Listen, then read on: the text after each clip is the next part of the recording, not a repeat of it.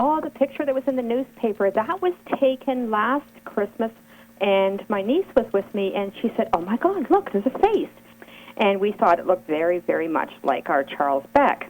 And that actually initiated our calling the rescue mediums. And tell me about Charles Beck. Who is that?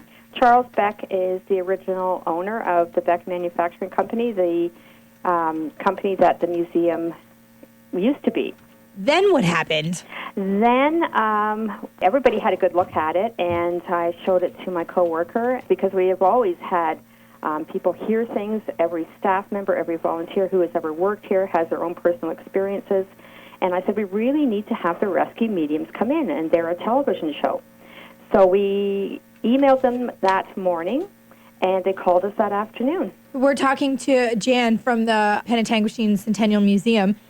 Can you tell me some of the experiences you've had in that building that are a little weird? Well, the first experience I had was actually just my second day here. I was redoing the front window of the museum, and I heard something scrape on the floor behind me, and I was the only one out there in the room. And I had been warned when I started here, and I told people where I was going to be working. Everyone said, oh, my gosh, you're working there? Did you know it's haunted? And I had never heard that. You hear things fall and roll across the floor up here. And, of course, you may be the only one here. In the summer, we had a bell ringing on the main floor for probably 15 to 20 seconds, but we don't have a bell in the building. That one gives me goosebumps. Yes, it does a little bit, yes. So when the rescue mediums came in, what did they find? They actually encountered 9 different spirits, 4 of which they crossed over into the light, and 3 are still with us, and we have one that kind of pops in and out. It's a little boy. It's quite the inventory. It certainly is. And when we called them, we initially thought, oh, boy, what if it's just our imaginations and we're going to be really embarrassed? But we weren't embarrassed at all in the end, and they said to us that we were one of the busiest sites they had ever encountered spiritually.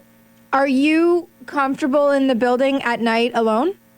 More comfortable than we were when we didn't know who was here. So now we've been able to identify who is here with us, and we just kind of cohabitate together. And it's still eerie sometimes, and it will make you jump when you hear something, but you know that nobody's going to hurt you, and they're just here doing their thing, and we're here doing our thing, and we do it together.